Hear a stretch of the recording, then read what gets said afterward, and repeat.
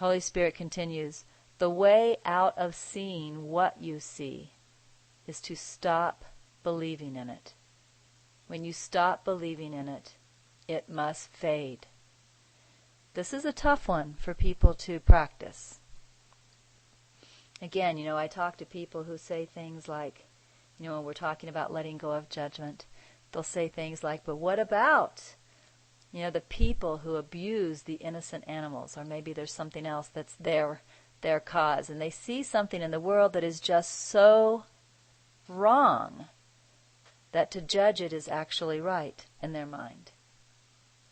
But what we need to understand if we really want to give the gift of awakening to the world is we need to understand that our judgment is a part of that which we judge.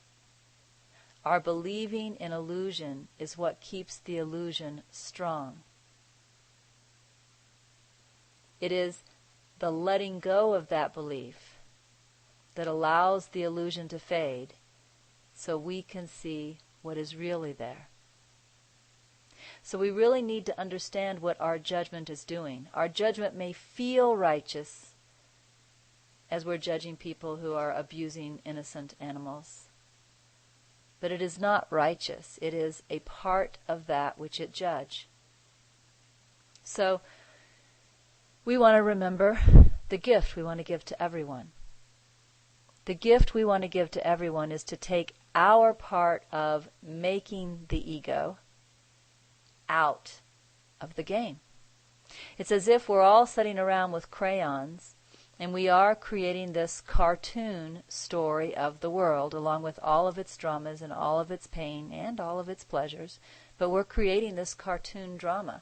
And what each of us wants to do is take our crayons out of the creation process. If we're no longer creating drama with our crayons, there is less drama. And as more and more of us decide to take our crayons out of this, you can imagine what's going to happen is that there's going to be more and more white space on this paper that's not going to be covered up with our scribbling. And what's wonderful is that Holy Spirit, as we decide to take our crayons out of it, Holy Spirit also erases what we've already drawn. So as each one decides to take their crayons out of this cartoon drama, the pure white of the page returns.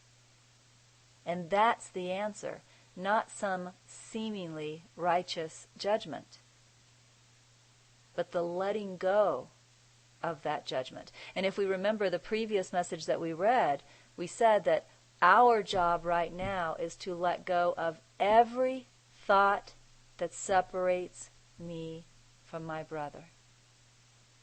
If I am judging my brother for abusing small animals, is that not a thought that separates me from him? Isn't he doing something that I would not do? There's a separation there. Our job now is to let go of every thought that separates me from my brother.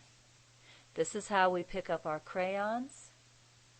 This is how Holy Spirit can begin erasing what we've already drawn on the page.